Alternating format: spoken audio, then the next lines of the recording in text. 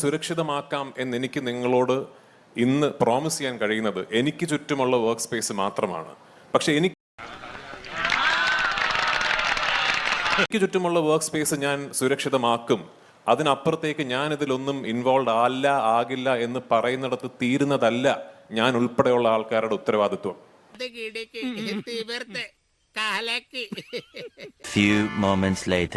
പൃഥ്വിരാജ് സംവിധാനം ചെയ്ത മോഹൻലാൽ ചിത്രം ബ്രോ ഡാഡിയിൽ താരങ്ങളടക്കം താമസിച്ചിരുന്ന സ്റ്റാർ ഹോട്ടലിൽ വെച്ച് ലൈംഗിക പീഡനത്തിനിരയായെന്ന വെളിപ്പെടുത്തലുമായി ജൂനിയർ ആർട്ടിസ്റ്റ്. സിനിമ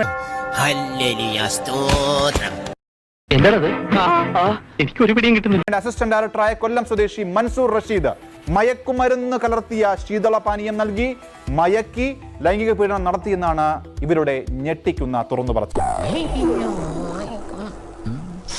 എന്താ ഉറക്കം വരുന്നു?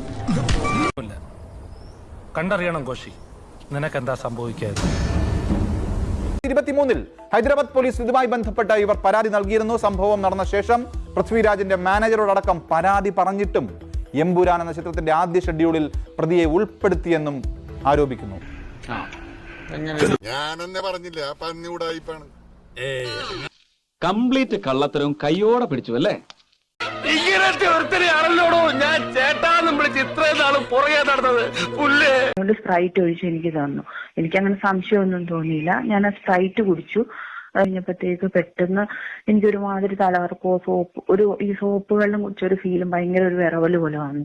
പിന്നെ ഒരു വല്ലാതെ വെപ്രാളം പോലെ വന്നു. അപ്പൊ 11 മണിക്ക് ഞാൻ കണ്ണു തുറക്കുമ്പോൾ എന്നെ യൂസ് ചെയ്തു എന്ന് എനിക്ക് മനസ്സിലായി. അപ്പൊ തട്ടിപ്പാണല്ലേ ആ പാവം ഉണ്ണിയ?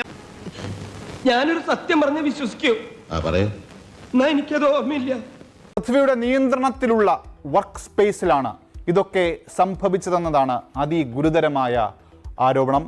ശരിയായി, ഇനി അങ്ങനെ ഒന്നും സംഭവിക്കില്ല, ഞാൻ ഉറപ്പു തരുന്നു. പ്ലീസ്.